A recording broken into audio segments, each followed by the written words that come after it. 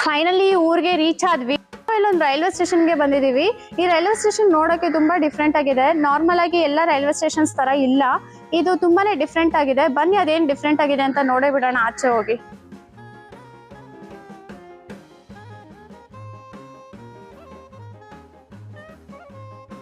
ಏನಪ್ಪಾ ಇದು railway station ತೋರಿಸ್ತೀನಿ ಅನ್ಬಿಟ್ಟು ಚರ್ಚ್ ತೋರಿಸ್ತಾ ಇದ್ದಾಳೆ ಅಂತ ಅನ್ಕೊಂಡ್ರ, ಇದು ಆಕ್ಚುಲಿ ಚರ್ಚ್ ಅಲ್ಲ, ಇದು ರೈಲ್ವೆ ಸ್ಟೇಷನ್. ನಾನು ಈವನ್ ಕನ್ಫ್ಯೂಸ್ ಆಗಿದ್ದೆ. ಸೊ ಅದಕ್ಕೆ ನಿಮ್ಗೆ ಸ್ಟಾರ್ಟಿಂಗ್ ಅಲ್ಲಿ ಹೇಳಿದ್ದು ಲೈಕ್ ಇಲ್ಲಿ ನೋಡಕ್ಕೆ ತುಂಬಾ ಡಿಫ್ರೆಂಟ್ ಆಗಿ ಇದೆ ಅಂತ ಅನ್ಬಿಟ್ಟು. ಈ ರೈಲ್ವೆ ಸ್ಟೇಷನ್ ಮಾಡೆಲ್ ಬಂದ್ಬಿಟ್ಟು ಚರ್ಚ್ ಯಾವ ರೀತಿ ಕಟ್ಟಿದಾರೋ, ವೆಲಂಗಣಿ ಮಾತೆ ಚರ್ಚ್ ಯಾವ ರೀತಿ ಕಟ್ಟಿದಾರೋ ಅದೇ ರೀತಿ ಈ ರೈಲ್ವೆ ಸ್ಟೇಷನ್ ನ ಕಟ್ಟಿದ್ದಾರೆ. ಈ ಒಂದು ರೈಲ್ವೆ ಸ್ಟೇಷನ್ ಕಟ್ಟಕ್ಕೆ 1999ರಲ್ಲಿ ಹಡಿಕಲ್ ಹಾಕಿ 2010ರಲ್ಲಿ ಸುಮಾರು 48 ಕೋಟಿ ಖರ್ಚು ಮಾಡಿ ಈ ಸ್ಟೇಷನ್ ನ ಕಟ್ಟಿ ಮುಗಿಸ್ತಾರೆ. ಈ ರೈಲ್ವೆ ಸ್ಟೇಷನ್ಗೆ ಟೋಟಲ್ 12 ಟ್ರೈನ್ಸ್ ಇದೆ. ಅದರಲ್ಲಿ ನಾಗಪಟ್ಟಣ ಪ್ಯಾಸೆಂಜರ್ ಟ್ರೈನು ಮತ್ತೆ ಕಾರಿಕಲ್ ಪ್ಯಾಸೆಂಜರ್ ಟ್ರೈನು ಡೈಲಿ ಬರುತ್ತೆ. Indian railway station top 100 train booking ಅಲ್ಲಿ ಈ ವೆಲಂಕಣಿ ರೈಲ್ವೆ ಸ್ಟೇಷನ್ ಕೂಡ ಒಂದಾಗಿದೆ.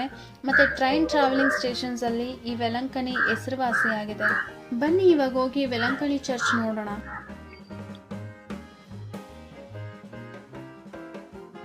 ಈಗ ಚರ್ಚ್ ಹತ್ರ ಹೋಗ್ತಾ ಇದೀವಿ, ಬನ್ನಿ ಚರ್ಚ್ ವ್ಯೂ ನೋಡೋಣ. ಅಂಡ್ ಈ ಚರ್ಚ್ ಬಂದ್ಬಿಟ್ಟು ತುಂಬಾ ವಿಶೇಷವಾದಂತ ಚರ್ಚು.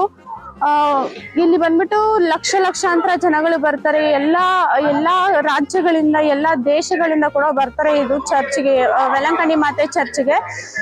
ತುಂಬಾ ಪ್ರಸನ್ನತೆ ಇರುವಂತಹ ಚರ್ಚು ಅಂಡ್ ತುಂಬಾನೇ ಪುಣ್ಯಕ್ಷೇತ್ರವಾದಂತಹ ಚರ್ಚ್ ಇದು. ಬನ್ನಿ ಆ ಚರ್ಚ್ ವ್ಯೂ ಹೇಗೆ ಇದೆ ಅಂತ ನೋಡೋಣ. ಅಂಡ್ ಈ ಚರ್ಚ್ ಇತಿಹಾಸದ ಬಗ್ಗೆನೂ ನಾನು ನಿಮ್ಗೆ ಹೇಳ್ತೀನಿ. ನಾನು ಆಮೇಲೆ ನಿಮ್ಗೆ ಎಕ್ಸ್ಪ್ಲೈನ್ ಮಾಡ್ತೀನಿ ಅದ್ರ ಬಗ್ಗೆ. ಈಗ ಚರ್ಚ್ ವ್ಯೂ ನೋಡೋಣ ನಾವು, ಬನ್ನಿ. ಚರ್ಚ್ ಮುಂದೆನೆ ಚಿಕ್ಕ ಅಡೋರೇಷನ್ ಚಾಪಲ್ ಇದೆ. ಯಾವಾಗ ಬೇಕಾದ್ರೂ ನಾವು ಹೋಗಿ ಪ್ರೇಯರ್ ಮಾಡ್ಕೋಬಹುದು. ಇಲ್ಲಿರೋ ಚರ್ಚಸ್ ಎಲ್ಲಾನು ಯುರೋಪಿಯನ್ ಗೋಥಿಕ್ ಸ್ಟೈಲ್ ಅಲ್ಲಿ ಕಟ್ಟಿದ್ದಾರೆ. ನೋಡಕ್ಕೆ ತುಂಬಾ ರಿಚ್ ಅಂಡ್ ಡಿವೈನ್ ಮೆಸ್ಮರೈಸಿಂಗ್ ಆಗಿದೆ. ಮತ್ತೆ ಇನ್ನೊಂದೇನಂದ್ರೆ ಏರಿಯಲ್ ವ್ಯೂ ಇಂದ ಈ ಚರ್ಚ್ ಕ್ರಾಸ್ ಶೇಪ್ ಅಲ್ಲಿ ಕಾಣಿಸುತ್ತೆ. ಈ ವೆಲಂಗಣಿ ಚರ್ಚ್ಗೆ ಯಾವಾಗ್ಲೂ ಸಾವಿರಾರು ಜನ ಡಿವೋಟೀಸು, ಟೂರಿಸ್ಟ್ಸು ವಿಸಿಟ್ ಮಾಡ್ತಾ ಇರ್ತಾರೆ. ಇಲ್ಲಿ ಏನ್ ಸ್ಪೆಷಲ್ ಅಂದ್ರೆ ಆಗಸ್ಟ್ 29 ಇಂದ ಸೆಪ್ಟೆಂಬರ್ 8 ವರೆಗೂ 11 days Saint Mary's feast celebrate ಮಾಡ್ತಾರೆ. ಈ ಫೆಸ್ಟಿವಲ್ನ ಸೆಲೆಬ್ರೇಟ್ ಮಾಡೋಕೆ ಅಪ್ರಾಕ್ಸಿಮೇಟ್ ಆಗಿ ಆಲ್ ಓವರ್ ವರ್ಲ್ಡ್ ಇಂದ 4 to 5 lakhs ಪೀಪಲ್ ವಿಸಿಟ್ ಮಾಡ್ತಾರೆ ಅಂತ 2019 ಸರ್ವೆ ಹೇಳಿರೋ ಪ್ರಕಾರ ಇಷ್ಟು ಜನ ಬರ್ತಾರೆ. ಈಗ ಇದಕ್ಕಿಂತ ಜಾಸ್ತಿ ಜನ ಬರ್ತಾರೆ. ಆ್ಯಂಡ್ ಇಲ್ಲಿ ಎಕ್ಸ್ಪೆಷಲಿ ಸಮ್ಮರ್ ಹಾಲಿಡೇಸಲ್ಲಿ, ದಸರಾ ಹಾಲಿಡೇಸಲ್ಲಿ ಆ್ಯಂಡ್ ಕ್ರಿಸ್ಮಸ್ ಹಾಲಿಡೇಸಲ್ಲಿ ಲಕ್ಷಾಂತರ ಜನ ವಿಸಿಟ್ ಮಾಡ್ತಾರೆ. ಚರ್ಚ್ ಒಳಗಡೆ ಹಲೋ ಮಾಡೋದಿಲ್ಲ, ಬಟ್ ಜಸ್ಟ್ ನಾನು ಒಂದು 2 seconds ಅಲ್ಲಿ ಹೋಗಿ ತಗೊಂಡ್ಬಂದ್ಬಿಡೋಣ ನಿಮ್ಗೆ ತೋರ್ಸೋಕ್ಕೋಸ್ಕರ ಅಂತ ಅಂದ್ಬಿಟ್ಟು ಒಳಗಡೆ ಹೋಗಿ ತಗೊಬರ್ತಿದ್ದೀನಿ.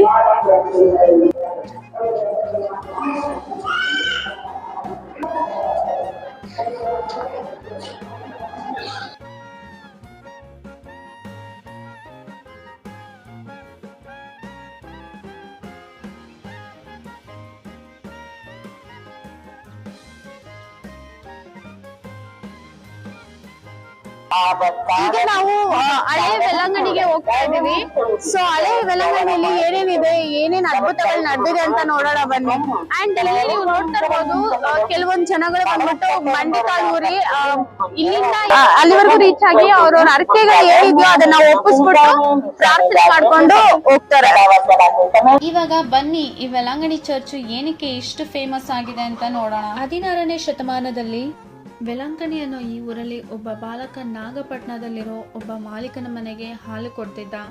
ಒಂದಿನ ಆ ಹುಡುಗ ತುಂಬ ಸುಸ್ತಾಗಿದೆ ಅಂತ ಒಂದು ಮರದ ಕೆಳಗಡೆ ರೆಸ್ಟ್ ಮಾಡಬೇಕಾದ್ರೆ ಒಬ್ಬ ಸುಂದರವಾಗಿರೋ ಮಾತೆ ಮಗು ದರ್ಶನ ಕೊಟ್ಟು ಇಲ್ಲಿ ಒಂದು ದೇವಾಲಯ ಕಟ್ಟೋದಕ್ಕೆ ಮಾಲೀಕನಿಗೆ ತಿಳಿಸೋಕೆ ಹೇಳ್ತಾರೆ. ಆ ಬಾಲಕ ಬೇಗ ಹೋಗಿ ಮಾಲೀಕನಿಗೆ ನಡೆದದನ್ನು ಹೇಳ್ತಾನೆ. ಆ ಮಾಲೀಕ ನಂಬೋದೇ ಇಲ್ಲ. ಆ ಬಾಲಕನ ಸಿಕ್ಕಾಪಟ್ಟೆ ಬೈತಾರೆ. ಮಾಲೀಕ ಹೆಂಡತಿ ಒಳಗಡೆಯಿಂದ ಕೂಗಾಡ್ತಾಳೆ. ಆಗ ಹೋಗಿ ನೋಡಿದಾಗ ಆ ಬಾಲಕ ತಂದ ಹಾಲು ಮಡಿಕೆಯಿಂದ ಹಾಲು ಉಕ್ಕಿ ಮನೆಯೆಲ್ಲ ಹರಿತಾ ಇರುತ್ತೆ. ಆಗ ಮಾಲೀಕ ಓಡೋಗಿ ಆ ಬಾಲಕನ ಕ್ಷಮೆ ಕೇಳಿ ಮೊದಲು ಆ ತಾಯಿ ದರ್ಶನ ಮಾಡಿದ ಜಾಗಕ್ಕೆ ಕರ್ಕೊಂಡೋಗು ಅಂತ ಕೇಳ್ತಾರೆ. ಆ ಬಾಲಕ ಕರ್ಕೊಂಡೋಗ್ತಾನೆ. ಆ ಬಾಲಕನಿಗೆ ಮಾತ್ರ ದರ್ಶನ ಕೊಟ್ಟು ಮಾಲೀಕನಿಗೆ ದಿವ್ಯ ಜ್ಯೋತಿಯಾಗಿ ಕಾಣ್ತಾರೆ. ಆ ಮಾಲೀಕ ಅಲ್ಲಿ ಚಿಕ್ಕ ದೇವಾಲಯವನ್ನು ಕಟ್ಟಿಸ್ತಾರೆ. ಅದೇ ದೇವಾಲಯನೇ ಇದು. ಇದನ್ನ ಹಳೆ ವೆಲಂಕಣಿ ಚರ್ಚ್ ಅಂತ ಕರೀತಾರೆ. ಸೊ ಹೊಸ ಚರ್ಚು ಹಳೆ ಚರ್ಚು ಆಪೋಸಿಟ್ ಡೈರೆಕ್ಷನ್ ಅಲ್ಲೇ ಇರುತ್ತೆ. ಹೊಸ ಚರ್ಚ್ ಇಂದ 1 ಕಿಲೋಮೀಟರ್ ತಗೊಳುತ್ತೆ ಹಳೆ ಚರ್ಚ್ಗೆ ಬರಕ್ಕೆ. ಸೊ ಈಗ ಹಳೆ ಚರ್ಚ್ಗೆ ಬಂದಾಯ್ತು. ಹಳೆ ಚರ್ಚ್ ಅಲ್ಲಿ ಏನೇನಿದೆ ಅಂತ ಅಂದ್ಬಿಟ್ಟು ನೋಡೋಣ ಬನ್ನಿ.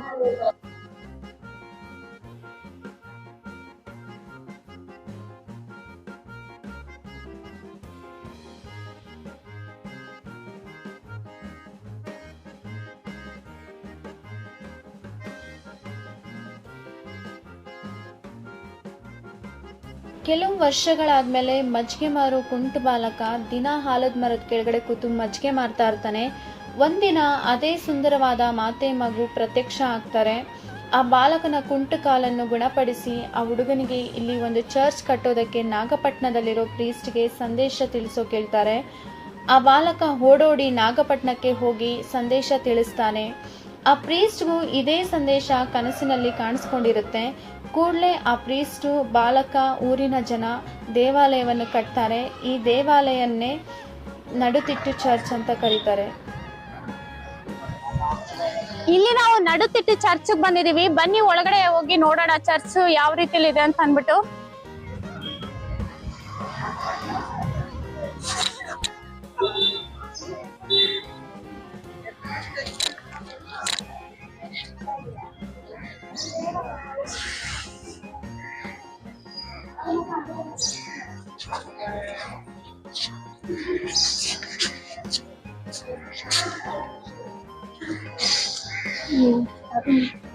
ಹದಿನೇಳನೇ ಶತಮಾನದಲ್ಲಿ ಪೋರ್ಚುಗೀಸರು ಹಡಗಿನಲ್ಲಿ ಹೋಗುವಾಗ ಸಮುದ್ರ ಬಿರುಗಾಳಿಯಲ್ಲಿ ಸಿಕ್ಕಾಕೊಳ್ತಾರೆ. ಪೋರ್ಚುಗೀಸರ ಮಾಲೀಕ ಪ್ರಾರ್ಥನೆ ಮಾಡಿದ ತಕ್ಷಣ ಬಿರುಗಾಳಿ ನಿಂತೋಗುತ್ತೆ. ಆಗ ಮಾತೆ ಮಗು ದರ್ಶನ ಕೊಟ್ಟು ಈ ಹಡಗು ಯಾವ ಕಡೆ ದಡ ಸೇರುತ್ತೋ ಆ ಊರಿನಲ್ಲಿ ದೇವಾಲಯವನ್ನು ಕಟ್ಟೋದಕ್ಕೆ ಸಂದೇಶವನ್ನು ಕೊಡ್ತಾರೆ. ಹಾಗಾಗಿ ವೆಲಂಕಣಿ ಎಂಬ ಈ ಊರಿನಲ್ಲಿ ಒಂದು ದೊಡ್ಡ ದೇವಾಲಯವನ್ನು ಕಟ್ತಾರೆ. ಕಾಲಕ್ರಮೇಣಗಳ ನಂತರ ಈಗ ಈ ವೆಲಂಕಣಿ ದೇವಾಲಯವನ್ನು ನಾಗಪಟ್ಟಿನ ಪ್ರೀಸ್ಟ್ಗಳು ಮೇಂಟೈನ್ ಮಾಡಿಕೊಂಡು ಬರ್ತಿದ್ದಾರೆ.